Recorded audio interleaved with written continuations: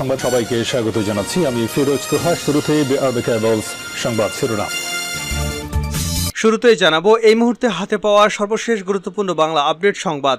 মুক্তিযুদ্ধের সময় আপনি কোথায় ছিলেন? প্রধানমন্ত্রী শেখ হাসিনাকে প্রশ্ন করেছেন বিএনপি নেতা বাবু গয়েশ্বরচন্দ্র রায়। এবারে জানাবো মানুষের বেঁচে থাকার কোনো অবলম্বনই আওয়ামী লীগ সরকার রাখেনি, এমন মন্তব্য করে বিএনপির সিনিয়র যুগ্ম মহাসচিব অ্যাডভোকেট রুহুল কবির রিজভী বলেছেন তারা জনগণের সাথে ব্যঙ্গ করছে। জানাবো মৌলভীবাজারের কোলাউড়া উপজেলায় ছাত্রলীগের সভাপতি তানিয়াজুল তায়েবকে ধারালো অস্ত্র দিয়ে কুপিয়ে জখম করেছে দুর্বৃত্তরা। এবারে থাকছে পৃথিবীর কোনো দেশে গণতন্ত্র পারফেক্ট নয় মন্তব্য করে আওয়ামী লীগের সাধারণ সম্পাদক এবং সড়ক পরিবহন ও সেতুমন্ত্রী ওবায়দুল কাদের বলেছেন, আমাদের পারফেক্ট করার পথে চেষ্টা আছে। এদিকে জামায়াত নেতার সাথে তারেকের দীর্ঘ বৈঠক। গত 2 দিনে জামায়াত নেতাদের সঙ্গে লন্ডনে পলাতক বিএনপির ভারপ্রাপ্ত চেয়ারম্যান তারেক জিয়া দীর্ঘ বৈঠক অনুষ্ঠিত হয়েছে। এবং সর্বশেষ জানাবো আন্তর্জাতিক সংবাদ। বাইডেনের যুদ্ধবিরতির প্রস্তাব, যা বলল হামাস। মার্কিন প্রেসিডেন্ট জো বাইডেন গাজায় স্থায়ী যুদ্ধবিরতি নিয়ে 3 পর্যায়ের যে প্রস্তাব দিয়েছেন সেটাকে ফিলিস্তিনি প্রতিরোধ আন্দোলন হামাস এখনও ইতিবাচকভাবেই দেখছে। এতক্ষণ শিরোনাম শুনছিলেন, এবার বিস্তারিত। প্রিয় দর্শক, আপনি যদি এই চ্যানেলে নতুন হয়ে থাকেন, ভিডিওটি দেখতে দেখতে চ্যানেলটি সাবস্ক্রাইব করে আমাদের সঙ্গে থাকুন। আর এই ভিডিও সম্পর্কে আপনি আপনার মূল্যবান মতামতটি কমেন্ট বক্সে জানিয়ে দিন। আর হ্যাঁ প্রিয় দর্শক, জানিয়ে দিন ভিডিওটি কোথা থেকে দেখছেন। মুক্তিযুদ্ধের সময় আপনি কোথায় ছিলেন? প্রশ্ন গয়েশ্বরের। মুক্তিযুদ্ধের সময় বিএনপি চেয়ারপারসন খালেদা জিয়ার অবস্থান নিয়ে আওয়ামী লীগ নেতার প্রশ্ন তোলায় প্রধানমন্ত্রীর উদ্দেশ্যে পাল্টা প্রশ্ন ছুড়েছেন বিএনপির স্থায়ী কমিটির সদস্য বাবু গয়েশ্বরচন্দ্র রায়। তিনি বলেছেন, প্রধানমন্ত্রী প্রায়শই বলেন যুদ্ধের সময় খালেদা জিয়া কোথায় ছিলেন। যাদের কোনো অবদান নেই তারাই এগুলো বলতে পারেন। স্বাধীনতা যুদ্ধ থেকে শুরু করে বহুদলীয় গণতন্ত্র সবই তো জিয়া পরিবারের অবদান। জিয়াউর রহমান সম্মুখ যোদ্ধার অপরাধে 2 শিশু সন্তান সহ বন্দী রাখা হয় বেগম খালেদা জিয়াকে। আপনি প্রধানমন্ত্রী সে সময় কোথায় ছিলেন? সে সময় ধানমন্ডির 32 নম্বর বাড়ি ভাড়া কারা দিয়েছে? কারা আপনার বাসায় নিরাপত্তা দিত? আপনি পাকিস্তানি টাকায় খাবার খেয়েছেন। রাজধানীর নয়াপল্টনে বিএনপির কেন্দ্রীয় কার্যালয় নিচতলায় বিএনপির প্রতিষ্ঠাতা সাবেক রাষ্ট্রপতি শহীদ প্রেসিডেন্ট জিয়াউর রহমানের 43তম মৃত্যুবার্ষিকী উপলক্ষে জাতীয়তাবাদী ছাত্রদলের উদ্যোগে আলোকচিত্র প্রদর্শনী অনুষ্ঠানে প্রধান অতিথির বক্তব্যে গয়েশ্বর এসব কথা বলেন। প্রধানমন্ত্রীকে উদ্দেশ্য করে তিনি আরও বলেন, আজকে বিদেশি রেমিটেন্স এবং গার্মেন্টসের উপর ভর করে রাষ্ট্র চালাচ্ছেন। এসব জিয়াউর রহমানের অবদান। জিয়া শুধু বীর উত্তম নন, উত্তমের উত্তম। জিয়াউর রহমানের সততা নিয়ে কারো কথা বলার সুযোগ নেই। প্রধানমন্ত্রী শেখ হাসিনার বক্তব্যের জবাবে গয়েশ্বরচন্দ্র রায় বলেন, সম্প্রতি শেখ হাসিনা বলেছেন তারেক রহমানকে দেশে ফিরিয়ে এনে বিচারের মুখোমুখি করবেন। যেদিন তারেক রহমান আসবেন সেদিন জনতার ঢেউয়ে আপনি কোথায় ভেসে যাবেন সেটি একবার চিন্তা করুন। বিএনপির স্থায়ী কমিটির এই সদস্য আরও বলেন, বিএনপিকে শেষ করতে দেশি বিদেশি ষড়যন্ত্রে জিয়াউর রহমানকে হত্যা করা হয়, কিন্তু তারা ভেবেছিল জিয়াউর রহমানকে হত্যার মধ্য দিয়ে বিএনপি শেষ হয়ে যাবে। তাদের মুখে চুনকালি মেখে দিয়ে গৃহবধূ থেকে রাজনীতিতে নেমে এসেছিলেন বেগম খালেদা জিয়া। তার নেতৃত্বে বিএনপি দেশে পুনরায় সংসদীয় গণতন্ত্র এবং ভোটাধিকার প্রতিষ্ঠা করেছিল। আবারও বিএনপিকে ধ্বংস করতে খালেদা জিয়াকে বন্দী রাখা হয়েছে। সরকারের সেই হীন প্রচেষ্টাও ব্যর্থ হয়েছে। তারেক রহমানের নেতৃত্বে বিএনপি আরও বেশি শক্তিশালী হয়েছে। তারেক রহমান এখন দেশের মানুষের মনে আস্থা তৈরি করতে পেরেছেন।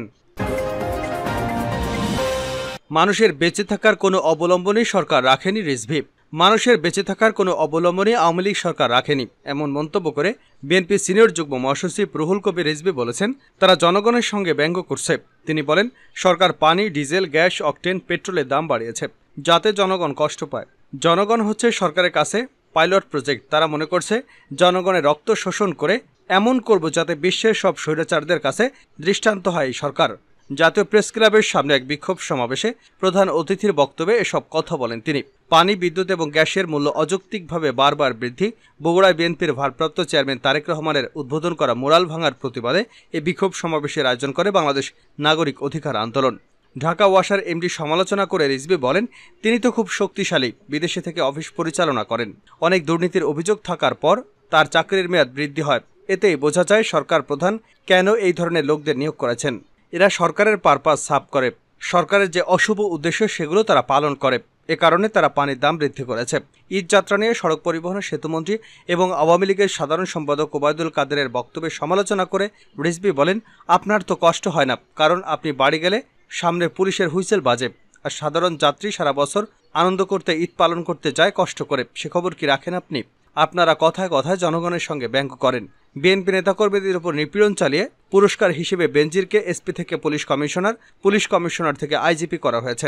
এমন মন্তব্য করে রিজভী বলেন, সরকার দমন পীড়নের জন্য তাদেরকে পুরস্কৃত করেছে। তারা তাদের অপকর্ম দেখেও না দেখার ভান করেছে, কারণ সরকার তো অবৈধ। তাদের অবৈধভাবে ক্ষমতায় থাকার জন্য এই বেনজির আজিজরা নিবেদিত প্রাণ হয়ে কাজ করেছে। এ সরকারকে সিন্ডিকেট বান্ধব, মাফিয়া বান্ধব বলে অভিযোগ করে বিএনপির এই নেতা বলেন, প্রত্যেকটি অপকর্মের দায় দায়িত্ব সরকারকে নিতে হবে। একদিন জনগণের আদালতে তাদের প্রত্যেকের বিচার হবে। জনগণ বিচারক হয়ে এদের অপকর্মের বিচার করবে। আওয়ামী লীগের নেতাদের জনপ্রতিনিধি হতে ভোট লাগে না।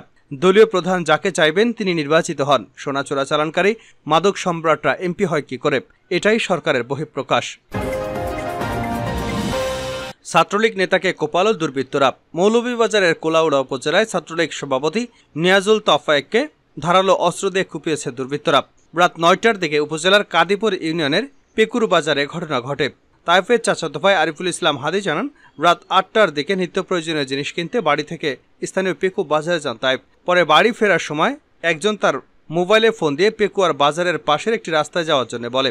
তাইফ ওই জায়গায় যাওয়া মাত্র ৫ থেকে ৭ জন দুর্বৃত্ত কোনো কিছু বুঝে ওঠার আগেই তাইফকে লাঠি সোঁটা দিয়ে ধারালো অস্ত্র দিয়ে কুপিয়ে জখম করে। পরে স্থানীয়রা রক্তাক্ত অবস্থায় তাকে উদ্ধার করে উপজেলা স্বাস্থ্য কমপ্লেক্সে পাঠায়। স্বাস্থ্য কমপ্লেক্সের কর্তব্যরত চিকিৎসক ডক্টর মাহফুজুর রহমান জানান, তাইফের মাথায় আঘাতের ফলে রক্তক্ষরণ হয়েছে।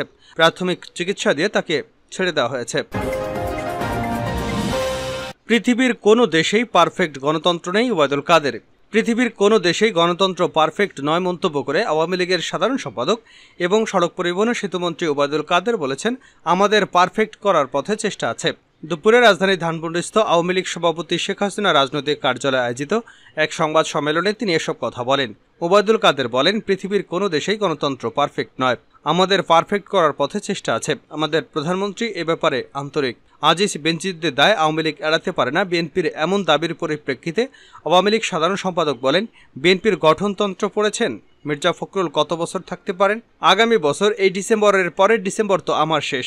সম্মেলন হবে যথাসময়। মির্জা ফখরুল কত বছর ধরে তার গঠনতন্ত্র লঙ্ঘন করে বিএনপির মহাসচিব। একটা দল তার নিজেদের ঘরেই গণতন্ত্রের চর্চা করে না, তারা কিভাবে গণতন্ত্র প্রতিষ্ঠা করবে? তিনি বলেন, বিএনপির গণতন্ত্রে ধ্বংসের কিনারায় নিয়ে গেছিল, নির্বাচন ব্যবস্থাকে প্রহসন এবং তামাশায় পরিণত করেছিল। তাদের মুখে গণতন্ত্রের বুলি, ভূতের মুখে রামনাম। আওয়ামী লীগ সাধারণ সম্পাদক আরও বলেন, বিএনপির আমলে হাওয়া ভবন ছিল দুর্নীতি আর লুটপাটের ভবন, এখন তারা দুর্নীতি নিয়ে কথা বলে। বিএনপির আমলে দুর্নীতি করা কাউকে কি কোনো সময় শাস্তি দিয়েছে? তারা প্রশাসনের কাউকে কি শাস্তি দিয়েছে? আওয়ামী লীগ সরকার দুর্নীতিবাজদের বিরুদ্ধে ব্যবস্থা নিচ্ছে, তদন্ত হচ্ছে। সরকার বিএনপির মতো ইমিউনিটি কালচার গড়ে তুলেনি। জানাবো আন্তর্জাতিক সংবাদ। বাইডেনের যুদ্ধবিরতির প্রস্তাব, যা বলল হামাস। মার্কিন প্রেসিডেন্ট জো বাইডেন গাজায় স্থায়ী যুদ্ধবিরতি নিয়ে ৩ পর্যায়ের যে প্রস্তাব দিয়েছেন সেটাকে ফিলিস্তিনি প্রতিরোধ আন্দোলন হামাস ইতিবাচকভাবে দেখছে। হামাস শুক্রবার এক বিবৃতিতে জানিয়েছে, হামাস স্থায়ী যুদ্ধবিরতি এবং গাজা থেকে ইসরায়েলি বাহিনীর পূর্ণ প্রত্যাহার, বাস্তুচ্যুত লোকদের তাদের বাড়িঘরে ফেরা, সত্যিকারের বন্দীদের যে কোনো প্রস্তাবকে ইতিবাচক এবং গঠনমূলকভাবে দেখতে প্রস্তুত। হামাস জানায়, বাইডেনের স্থায়ী যুদ্ধবিরতির আহ্বান হল আমাদের জনগণের সংগ্রাম, কিংবদন্তি তুল্য দৃঢ়তা এবং তাদের সতর্ক প্রতিরোধের ফল। হামাসের এই মন্তব্যে সংশ্লিষ্টদের মনে স্বস্তি এনে দিয়েছে।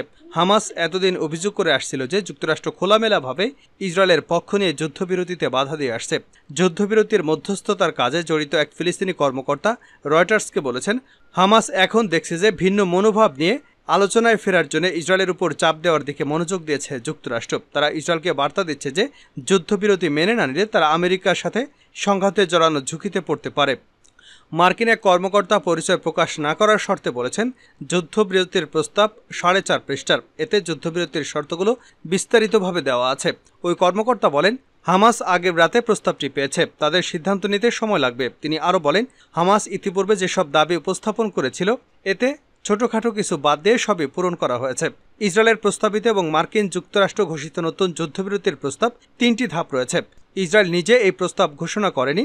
মার্কিন প্রেসিডেন্ট জো বাইডেন শুক্রবার রাতে এক টেলিভিশন ভাষণে এই রূপরেখা তুলে ধরেন। অনেক বিশ্লেষক বলছেন, এতে নতুন কিছুই নেই। বিভিন্ন পক্ষ থেকে এসব প্রস্তাব অনেকবারই এসেছে। তবে নতুনত্ব যা রয়েছে তা হলো এটি ঘোষিত হয়েছে মার্কিন প্রেসিডেন্ট জো বাইডেনের মুখ দিয়ে। বাইডেন ঘোষিত নতুন প্রস্তাবে 3টি পর্যায় বা ধাপের কথা বলা হয়েছে। প্রথম পর্যায়টি 6 সপ্তাহ স্থায়ী হবে। এ সময় যেসব কাজ হবে তার মধ্যে থাকবে পূর্ণ ও সম্পূর্ণ যুদ্ধবিরতি, গাজায় সকল জনবহুল এলাকা থেকে ইসরায়েলি বাহিনী প্রত্যাহার, নারী এবং বয়স্ক আহত পণবন্দীদের মুক্তি, ইসরায়েলি কারাগার থেকে কয়েকশো ফিলিস্তিনি বন্দীকে মুক্তিলাভ, গাজায় আটক আমেরিকান বন্দীদের এ সময় মুক্তি দেওয়া হবে। এছাড়া নিহত কয়েকজন ফিলিস্তিনির মৃতদেহ তাদের স্বজনদের কাছে ফেরত দেওয়া হবে। ফিলিস্তিনি বেসামরিক লোকজন গাজায় সব এলাকায় তাদের বাড়িঘরে ফিরতে পারবে। উত্তর গাজাতেও তারা ফিরে যেতে পারবে।